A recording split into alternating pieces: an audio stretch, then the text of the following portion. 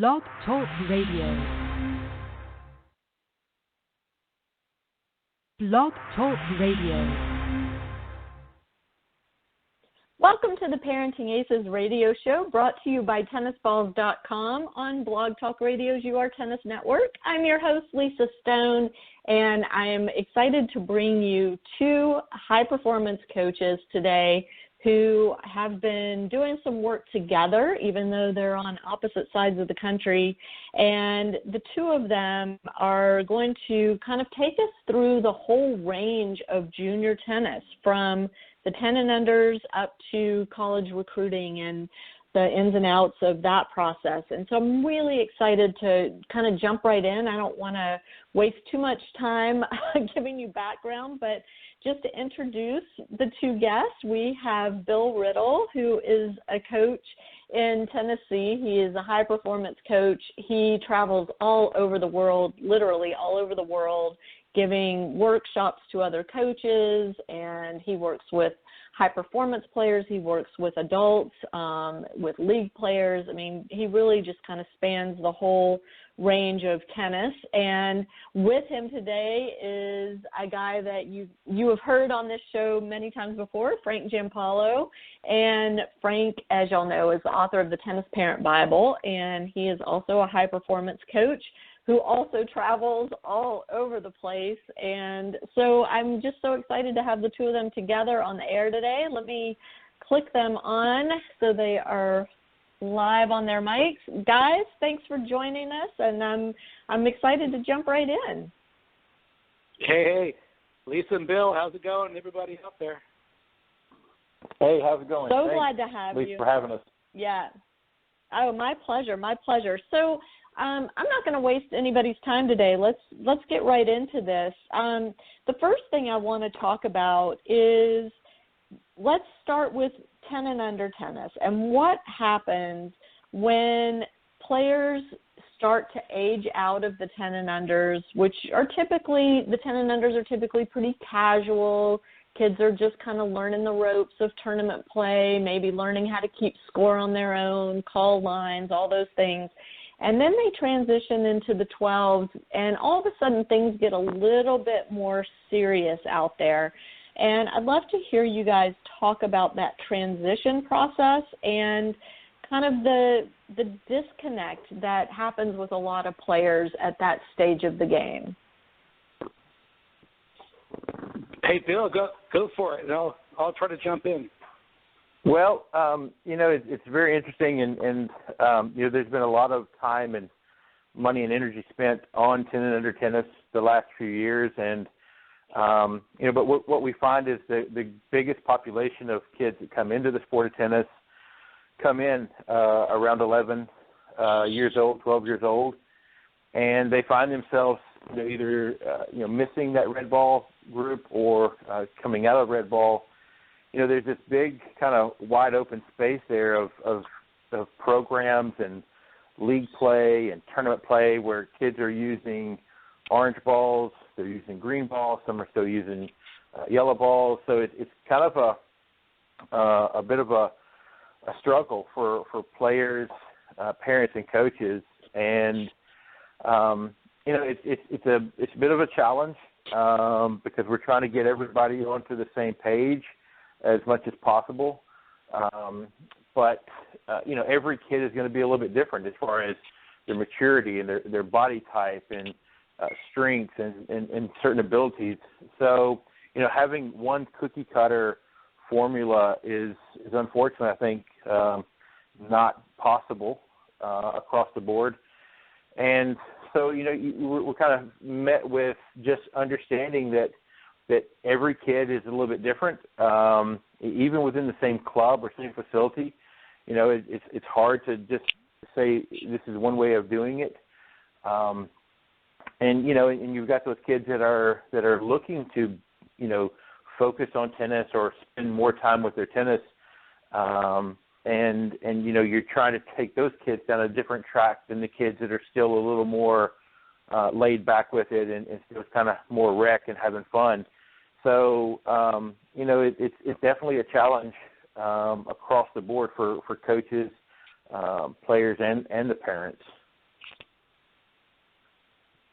Let me jump in real quick and ask, this whole idea of specializing in one sport, there's been a lot written about that. There's been a lot of research done around it as it relates to injuries in children and burnout.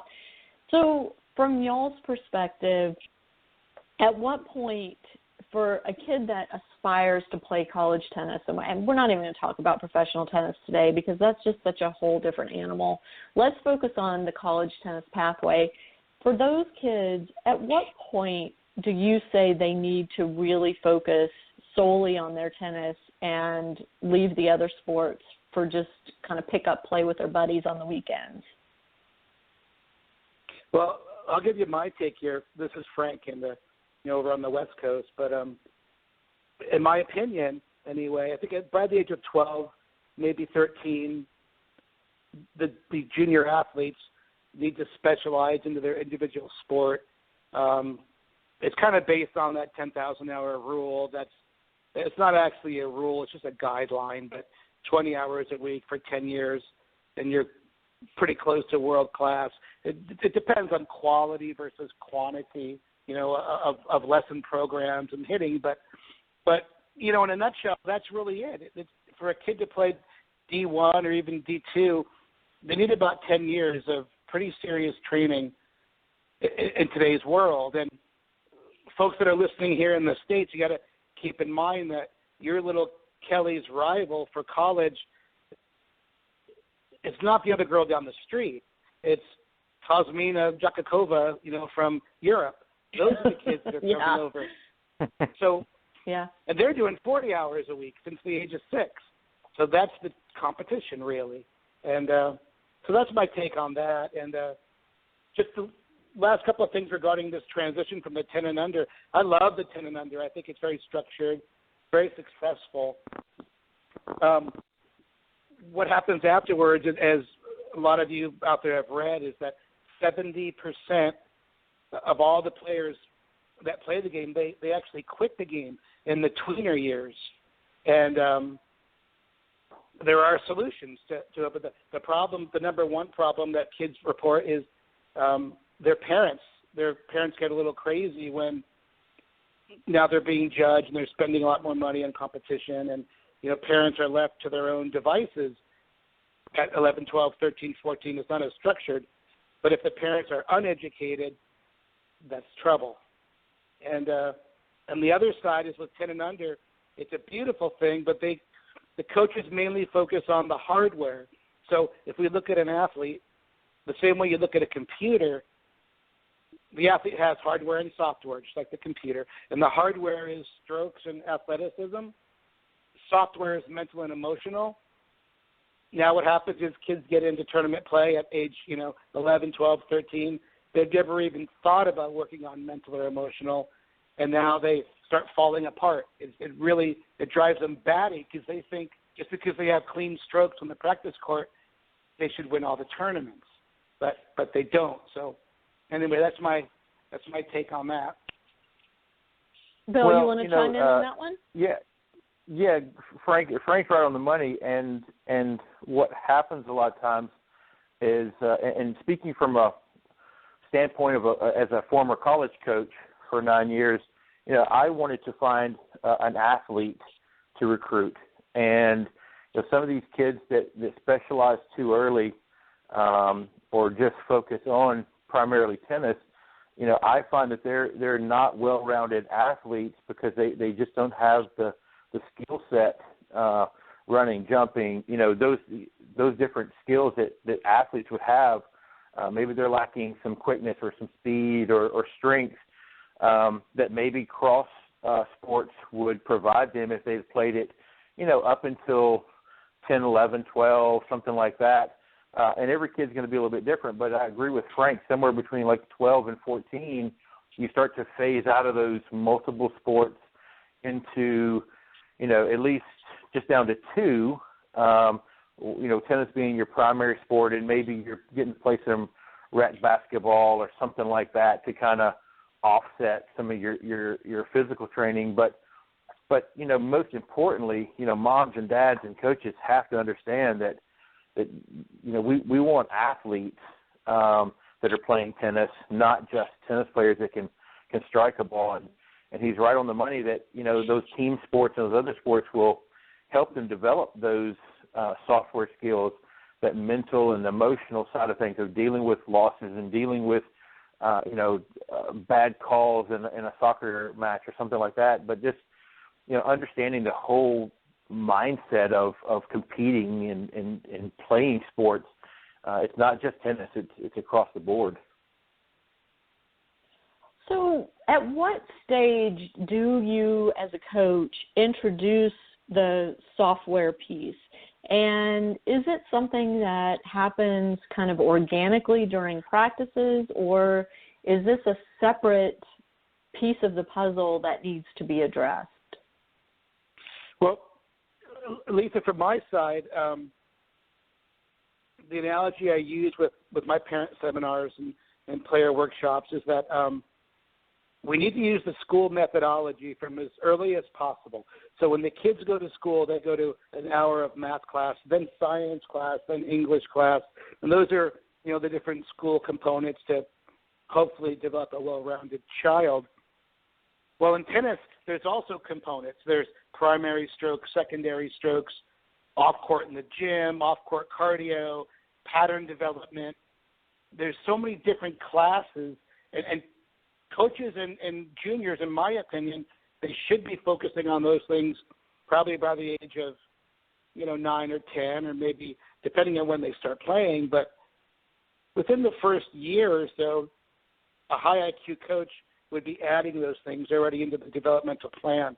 And one of the ways they do that is by applying negative scoring drills. So every time they do a tennis lesson, let's say just for example, the child has to hit cross-court forehands. And every time they get one in cross-court, and we're going really basic right now, but every time they get one in past the service line, they get a point.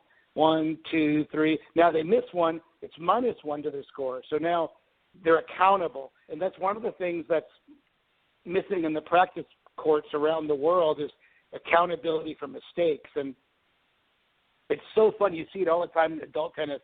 They come into the bar after men's night.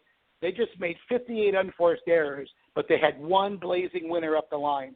And they go into the bar, and for 20 minutes, all they talk about is their one winner that they hit down the line. It's great, but nobody mentions the 58 errors. But so I would do that. I would think about negative scoring a little bit and start to add mental and emotional. And just from that note, mental toughness, in my opinion, is the X's and O's of strategies and tactics, knowing your game.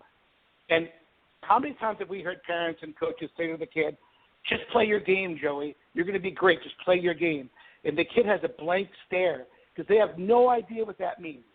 Play your game. What is that? They weren't taught their top 7 patterns. Their A plan is hard-hitting baseline. Their B plan is backcourt retriever. So as coaches, we have to teach people their game, their strategies, their tactics, and then the emotional side, which is how to handle all of the performance anxieties that they're going to run into. So those are all fun protocols. It's our job to teach. Bill, what do you think? Bill, let me ask Bill a question before, Bill, you answer that, because I want you to answer both. Yeah. Now that college tennis has gone to no-ad scoring, it seems to me that the negative scoring in the drills is even more important because every single point in the match, in a college match now, is crucial. And, right. I mean, I've watched matches where a player has had 12 deuce points in a match and lost all 12 of those points. And wow. Had the points gone the other way, the match would have gone the other way, right? So, right. So as a former college coach, I'm putting it on you, Bill, to maybe address that a little bit in terms of this whole idea of software development. Well, and to kind of, maybe touch on both of those questions at the same time, it comes back to, how are the athletes, how are the kids training when they're at their facility or their club with their coach, and across the board, no matter where I go, to find that the good programs, the good coaches are the ones that are putting kids at all the different levels, depending on where they are and where they are mentally. But they're challenging them, they're pushing them to be competitive in situations just like that, playing multiple tiebreakers, fighting back from, always starting off maybe love 40, putting them into situations where they have to fight through that allows them that time and that development to become accustomed to it. So when they do reach college and it's every point, literally every point matters, they really can go to autopilot, or they can, reflect back to where they were, and it doesn't rattle them. You can almost look into the eyes of the kids who have not been put in that situation or maybe have not trained in an environment like that, and you can see in their eyes that they're just not ready for it, and every point is too big of a point for them to play. So, finding ways to get those kids in situations, and I go back to, looking at kids when they're playing, say, a basketball game or a goal kick, when they step up to that line to shoot that free throw and the game's on the line, or, they're playing baseball at 10 or 11 and, bases loaded and 2 strikes. I mean, those are the type of situations, just like playing the tiebreakers, that allow kids the opportunity to train mentally for big situations or pressure situations. I was fortunate to see it in my 2 kids, my son and daughter, when they played other sports early on at 8, 9, 10, 11 years old, and I've seen it in other kids as well. They have to be given that opportunity or put in that situation so they learn how to deal with that. For sure. And, I mean, it's so interesting to watch at the collegiate level now, because that's where my kid is, so that's the tennis I'm watching these days. These kids that were the grinder kids and juniors, who would get down, as you said, love 40 in a game and fight back and fight through the deuce-ad battle to win games. They don't get to do that in college anymore. And, right. It's a shame, but it's the reality of the situation. So, better that they enter college prepared to deal with that than be taken by surprise and, never having faced it. Not, please God, if anybody from USTA is listening, not that I'm advocating that junior tennis go to no ad scoring, because that is the last thing in the world I want to see happen. But I do think it's important for them to be held accountable in practice matches and drills, for those big points, as y'all said. Right. I think that brings us to the topic that if college, tennis has changed now to just tiebreakers and then doubles, they just play one set and then no ad scoring, and regular. Should that change the way we're training players? And my opinion is yes, absolutely. We have to abide by the stats of the game. And back in the 1980s, when I was a director of the Dick Braden Tennis College, the average singles point was 3.9 hits, and the average doubles point was 2.8 hits.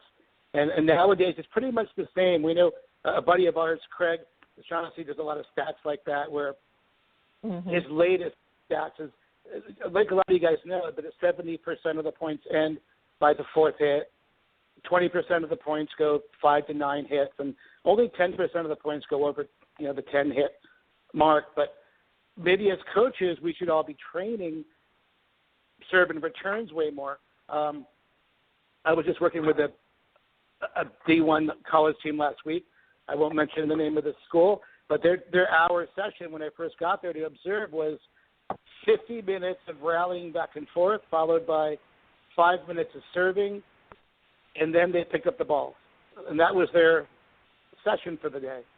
And so we talked about it, and now they're switching it. Now they're doing 45 minutes of serve and return, and then just 10 minutes of grooving and grinding. So I think that's important for coaches and parents. I like to use a goofy phrase, but in winning tennis and high-performance tennis, is it a game of catch or keep away? And, of course, all the people out there that know tennis, they know it's a game of keep away. Well, why are they out there playing catch all day? They do mini tennis to each other, cross court to each other, down the line the other way to each other, and they're actually not practicing changing the incoming outgoing angle, incident reflective angles it's called, but they're not practicing in the manner they're expected to perform. So, now they get into the match and they volley right back to the opponent. They lob short right to the person, because the only time they practice lobs is when the other kid puts his finger up at the net, and we lob short right to him. So that's one of my challenges. It's pretty funny, is to get coaches and parents to look at practice in a different way. So you play keep away all day, not catch all day. What do you guys think about that? Well, to add to that, if you don't mind. Go ahead, Bill. Well, to kind of add to that, and Frank's on the right track, is that, a lot of times we find these even some college programs, club programs, academy programs, where there's no variety in what they're doing on the practice court. They kind of come in, it's the same fed ball or the same live ball drill over and over and over, and it's just a lot of repetition, as opposed to some variety in the way the athletes are training, the different situations they're being put into, so they don't just get kind of complacent in the way they hit the ball or the way they play, and also in kind of the progressions of the drills that are being done, whether you're at a college level or a junior level. There needs to be more time spent with progressing through the various stages of drills and shots that you hit, as opposed to just focus on one dimension of how to hit the ball. Well, I mean, that's so true, but here's the challenge.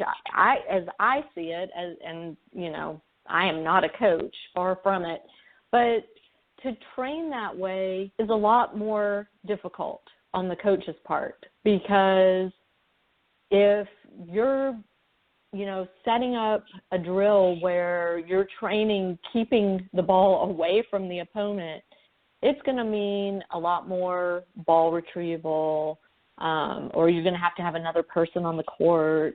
I mean, I can think of all these kind of, objections that coaches might have to training that way. So have you guys come up with some really good drills that coaches can use to train, quote, keep away tennis? Well, for me, I spend pretty much all day, every day doing that. And the bottom line is the drill in the best interest of the athlete or in the best interest of the coach? And sometimes we all know that with academy coaches, they do what's comfortable, almost automatic pilot, and hitting the ball back to them in a certain corner is comfortable and easy. So from my side of the coin, it would be focusing not on strokes as much in this tweener years. You still always want to develop strokes for the rest of your life, because the game is always evolving, so you're always going to evolve your strokes. But I think it would be good to work on offense, neutral, defense. So, for example, if it was a dead ball feeding drill, the coach would stand at the due side alley and move the student over there for 6 to 8 balls, and that person has to hightail it and go track down 6 to 8 balls and hit them all to the other side of the court. So they're practicing changing the angle of the ball.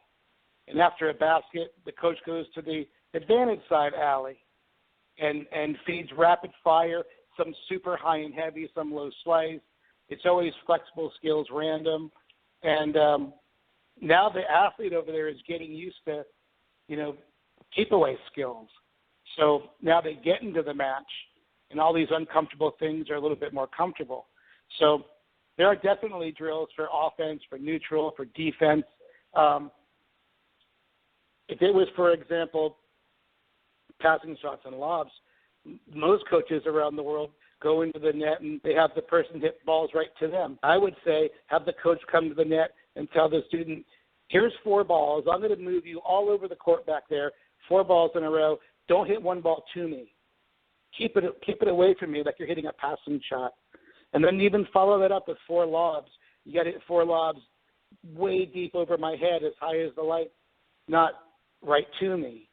And the kids actually get really good, really fast at not hitting it to the opponent. And I must say, since I started to change, 2002, when I started to really adapt all that, the kids that I've taught have won over 100 national titles because they're comfortable not just playing catch. So there's fun ways to go about it. And Bill, I know you do a lot of coach training. Right. Sorry, Bill, you train a lot of coaches. So I'm wondering, are you incorporating this stuff when you're doing your coaches trainings? Yeah, it's funny. I was listening to Frank's chat right there, and it reminded me of this past weekend when I was in Austin for the USPTA conference and talking with the coaches there. Basically, my message to them on Saturday was to get them out of their comfort zone of what they normally do. And when I asked the question, who has 4 or 5 drills that you like to do, they all raise their hand, and who kind of goes back to those 4 or 5 drills all the time, and they kind of all raise their hand again.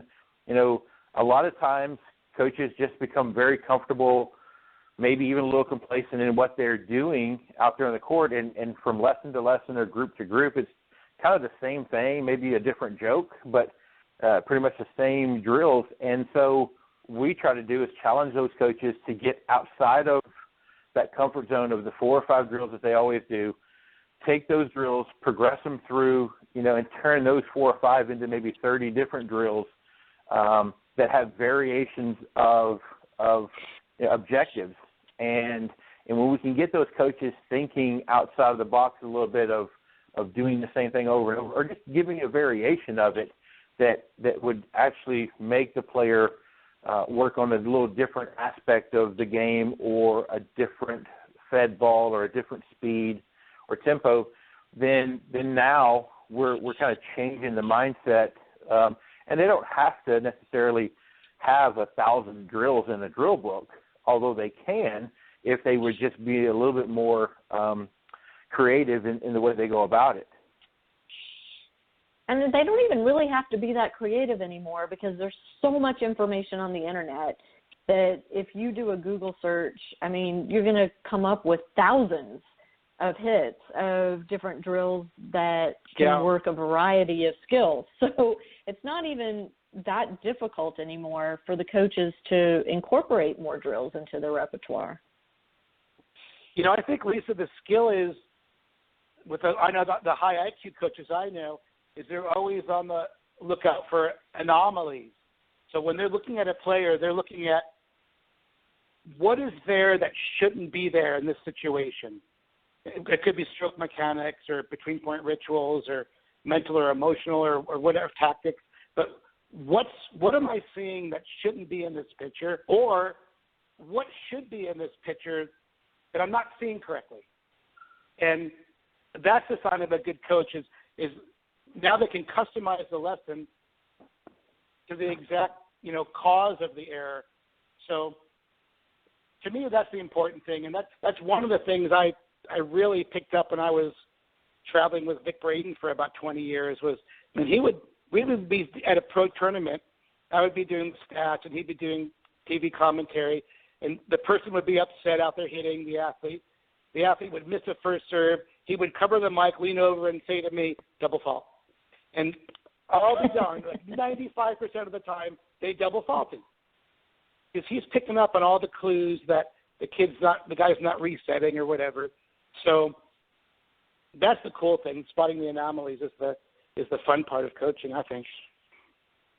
Well, and I would think from a coach's perspective, they're more likely to retain clients when they make each lesson unique, each drill session unique. There's something new every time, as opposed to, for example, my ladies team, our lessons are pretty much the same old, week after week after week. We work on the same drills for an hour and a half. And, it's fun and we're out there and we're hitting balls, but, we're not in search of a D1 college scholarship for ourselves anyway at that point. But so it doesn't really matter for us, but for these kids, it's huge. And, I would also guess that it really would help a coach to kind of quickly be able to see which kids are serious about their tennis in terms of really working hard to pursue that, again, college scholarship, using that as the carrot here, versus the kids who are out just to learn a skill and, become proficient enough to have fun with it. Because, the kids who are not going to gripe when the coach introduces a new drill, the kids are excited about the new drill because it means they're going to get better that day. I would think that would be a positive for a coach, but what do I know? Well, we ask our players, as coaches, we ask our players to give us, the 110% or to put forth the effort. And if you've ever heard me speak at a coaches conference, you'll hear me say this over and over. My expectation of the coaches is the exact same thing.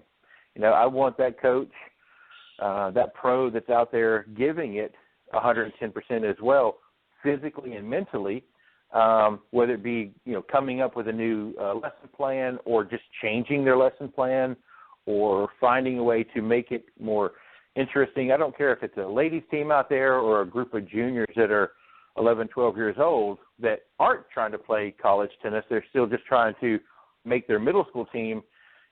Doesn't matter. I'm looking for that coach to put forth the effort instead of, unfortunately, sometimes just kind of clocking in and clocking out. And if we can get them pushing a little bit harder on themselves to be better, then I think we can find a little bit more comes out of our players. I'm so glad you just said middle school tennis, and I'm going to go off script a little bit now. And I want to talk a little bit about playing school tennis, middle school, high school. I had a call the other day from a parent whose child had just made the middle school team, and the child was super excited about getting to play.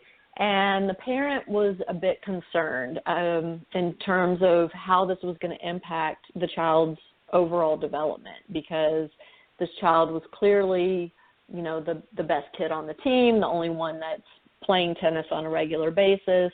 And my take on it, and this is what I shared with the parent, is there is something to be learned every time you set foot on the tennis court.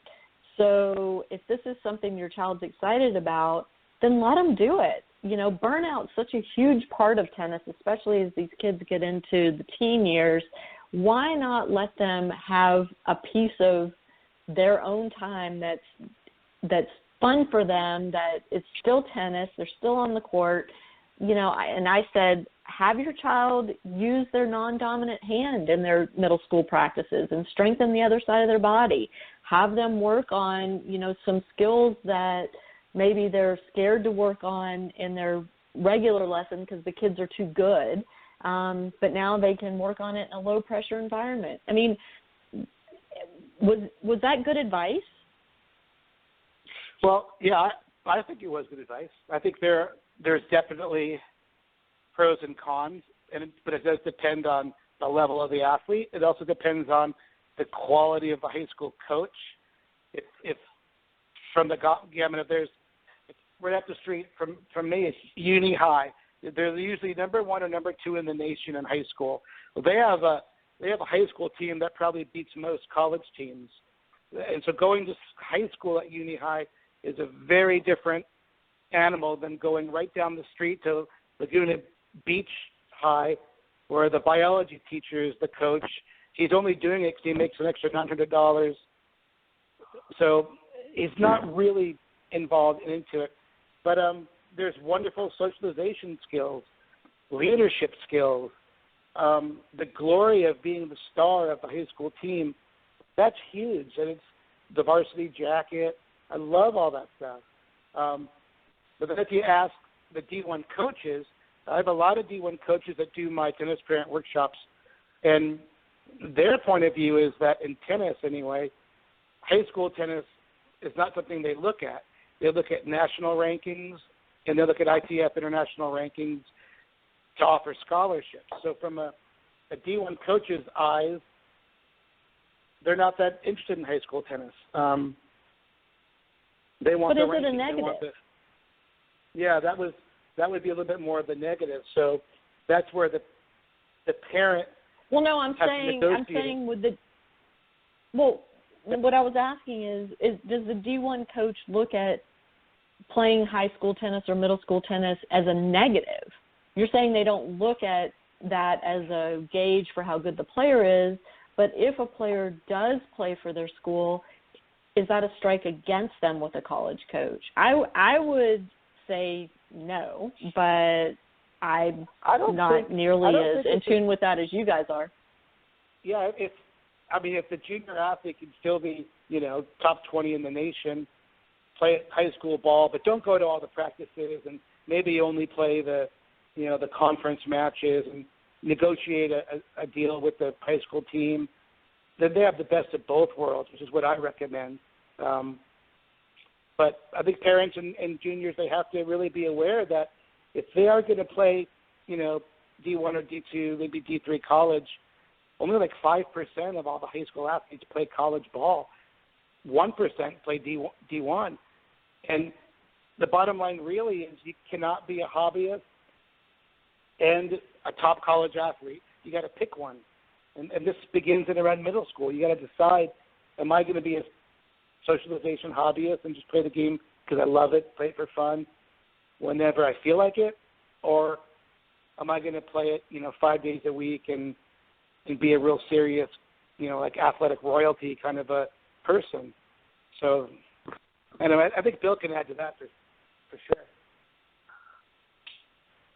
Well, I tell you for sure, I coaching college tennis, I never looked at or even cared what they did in high school, where they came from, wins or losses. I did like to see that they played it because I can tell you without a shadow of a doubt that, American kids are not playing enough matches across the board. And I don't care if you're playing a middle school match, a high school match, a pickup match at your club.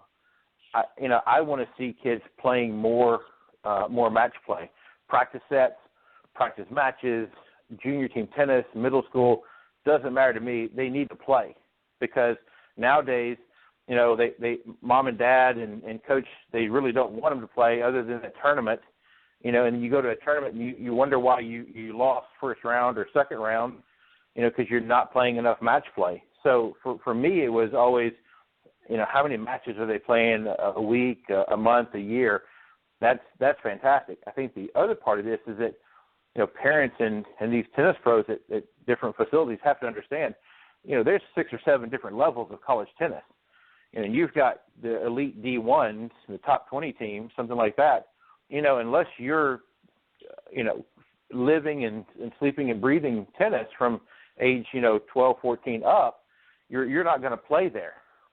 Unless you are putting forth that effort, you're just not going to make it to that level. But there's so many other different levels of college tennis where you can play, and maybe you're not as talented, or maybe you haven't put as much time into it, but you should still play college tennis. That's the thing, is they lump college tennis all into one big pot, and it's not. It's 6, 7 different levels. There's some D1 teams that are, just horrible tennis, and then there's some that are NAIA or Division II that are just top of the charts. So understanding kind of where the level is and where you want to be is I think as important to this whole process as anything. Where is it I'm going to be in the pecking order of tennis after middle school, after high school, and into the college ranks.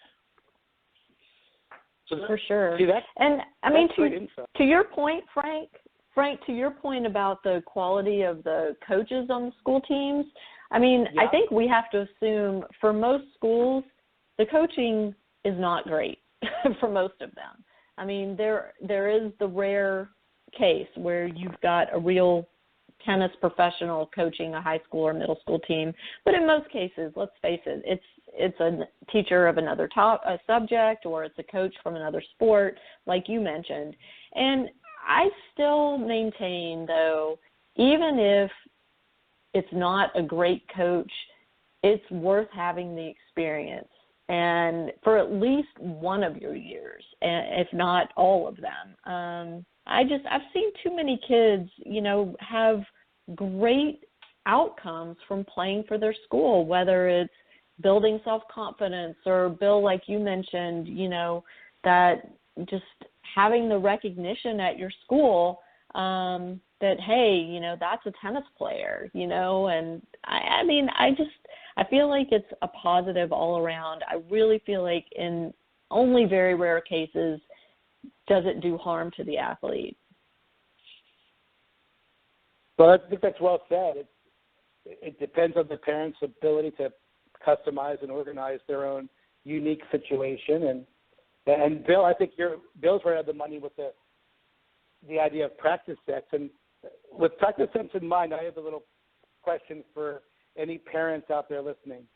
Let's just say, for example, your child got into a national 64 draw event, and it's a 4 or 5 day event. Travel to it, and let's just kind of go through a typical week. That I think is very important for parents to understand. So let's say your child in the round of 64 wins in 2 sets. Later that day, they got to play the round of 32. They win in 3 sets. They play the round of 16 next. They win in 2 sets. They play the quarters. They win in 3 sets. Now, within 3 or 4 days, now they're playing in the semis. They won 3. Now the next day they're in the finals. They win 2 sets. In a typical 4 or 5 day span, your child just played about 15 grueling hard sets. And so the question is, when was the last time your child played 15 sets in a week? And right. Most parents are like, yeah, no, they maybe play 1 or 2.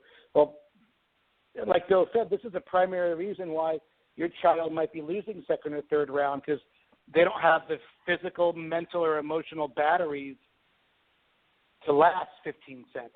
And we're not even talking about adding doubles. We're just talking singles. So I think that's pretty powerful. Right. And it's not just the physical stamina. It's the emotional, as you mentioned, Frank. It's being able to gear up over and over and over again and stay in that competitive mindset. And that's an exhausting place to be mentally, right? To be in that competitive mindset is exhausting. And so to do it and then have a 2-hour break and have to do it again, go to bed, wake up, do it again, have a lunch break, do it again, it gives you a whole new respect for the Grand Slams. Yeah. But when Bill and I do these workshops, we talk a little bit about how here in LA we have a lot of child actors, but they have to do the same thing. The analogy is they have to morph from a normal kid into the character they're playing on the TV show, and for 3 hours they have to stay on script, stay in character. And that's what we're trying to teach junior athletes to do. Is pre-match preparation requires morphing into that athletic warrior where you have the mindset where you can stay on your script, your top patterns of play, and stay inside that script, for 3 hours without going rogue. And just, it's tough to do for any adult, nonetheless, a child. And isn't it interesting how moms and dads are the first one to say, well, you look like you were just kind of disconnected out there. You weren't interested. You weren't into that match, and you go back and say, well, okay, when was the last time you played more than 2 sets in a week? But yet next week when you got to that tournament, the expectation was you were going to play 12, 15, 20 really good sets in that course of that week. And, we talk about disconnect a lot of times. There's a huge disconnect in parents understanding what it takes from a match play standpoint and from staying engaged in those sets and those points. Huge disconnect there because they don't get to train that way. They don't get to practice that way. Right on. How do we change that?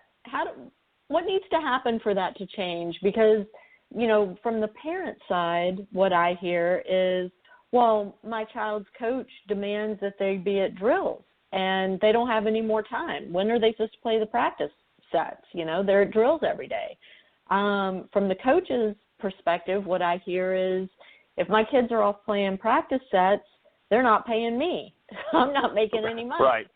So how do we reconcile that? And it goes back to, I think, Frank, you're the one that said it at the beginning, is, you know, are you coaching for the coach's benefit or are you coaching for the player's benefit? I mean, what's in the player's best interest here?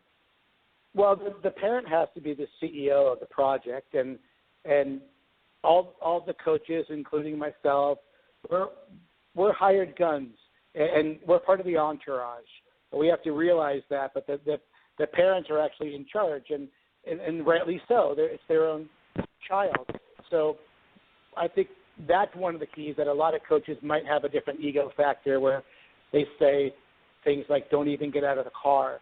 I mean, I got to tell you, I'm going back to Israel for a couple of weeks in May, but 2 years ago when I was there, we did this big tennis parent workshop with the board of directors for Tennis Israel and all the players, and I was so surprised. The first thing I learned was parents are not even allowed to get out of the car. They have to stop in front of the National Tennis Center, drop off their kids, drive away. You're not even allowed in.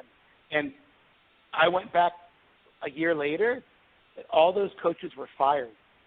And I felt so bad. I'm like, oh, my God, I hope I didn't do this. Get the poor coaches fired. But now they're taking a whole new approach with the tennis there. So we'll see in a couple of months, what's going down. But, Bill, can you add to that stuff?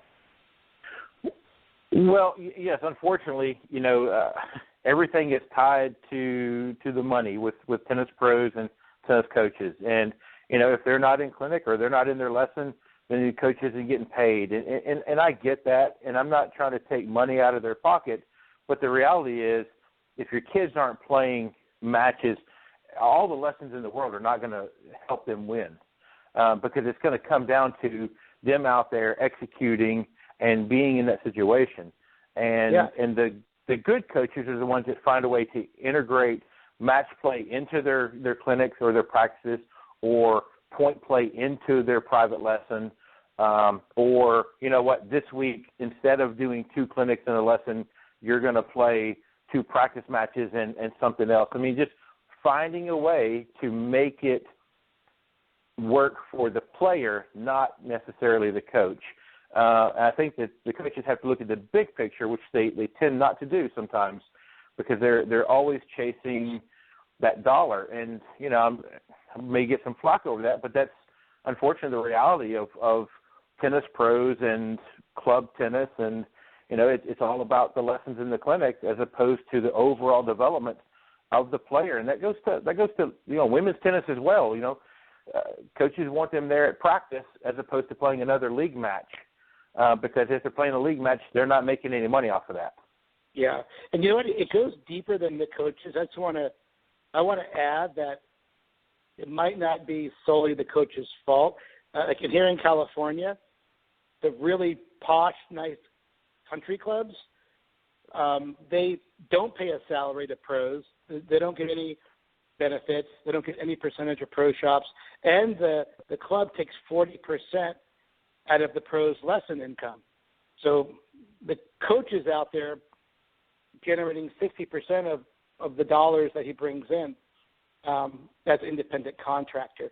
So from that side, I feel bad for a lot of those type of coaches, because they're busting their butt every hour, and almost half of the money is going back to the tennis director or the club or whoever. So that's that's different. That's more. I have a proposal. Yeah. I have a proposal. Okay, so here's my proposal. What if, and this is not original to me, we've discussed this on this podcast many, many times over the years. What if a coach set up practice matches for the players and coached the players through the practice match? So the parents are still paying the coach because the kids are still getting coaching. And if the coaches present it properly, I don't know a single parent who's going to balk at paying for their child to get coached through practice matches, because the majority of us, and by us I mean parents, we sit at our kids' tournament matches and we say, oh my God, why is he doing that? Doesn't he see that the kid's running around his backhand every time? Why isn't he forcing the child to hit a backhand? I mean, so if there were somebody sitting on the court with our kid during the practice match and the kid's opponent has a weak backhand and our kid's not finding the backhand, then the coach can say to them on the side change, have you figured out yet where your opponent's weakness is and how to get there? Why not? And coach them through that. And then it's a valuable use of the player's time. It's a valuable use of the parent's money. And the coach is really doing something positive to help these kids in competitive situations. What do y'all think of that idea? Well, I think, Lisa, you'll definitely find that the good programs, the good coaches are already doing that. They integrate match play or charting of matches, whether it be another student charting the match and them talking through it, or the coaches charting it, or there's match play that's going on, and either the coach is on that court or they're roaming from court to court and helping coach them through situations in the match. It happens. It doesn't happen enough. It needs to happen more. Maybe coaches need to understand a way to integrate that into their lessons or a way to monetize that. But there definitely needs to be more of it across the board. So you guys, when we're talking about this type of coaching, we'll kind of just think it through. What are they coaching in that situation? Hardware or software? Is it mental and emotional, or are they changing strokes and working on, athleticism? So from what I'm hearing from both you guys is that the coach has now flipped his hat over, and now he's coaching mental and emotional, hitting the shot the moment demands, charting. Like one of the charts that we use often in that situation is called the cause of error chart. So when a kid makes a mistake, the other juniors that are charting, they have to chart, was the mistake caused from one of four things? There's only four. One is bad form. 2 is reckless shot selection. 3 is poor movement and spacing. And 4 is poor emotions or focus. Maybe they're so upset about the last point. And then you get some really cool data. If you see that the child makes 80% of their backhand errors off of reckless shot selection, it would be silly to pay the pro to go on the court later and just work on form, just standing still, feeding right to them. You have to fix reckless shot selection. So there definitely is ways, Lisa, for your idea to work, and I think it's a really great idea. So we should all bring that to the table a little bit more. But Frank, don't you think that a lot of times the coaches will look at this and they go straight back to the practice court and start feeding them more buckets of balls, assuming that that's going to fix it? I mean, you're on the right track. That they have to identify what is it that was the cause of the problem. It's not just that poor technique, or you got to hit 100 more balls or 10,000 more balls. Identifying that can be the challenge not only for the player but also for the coach.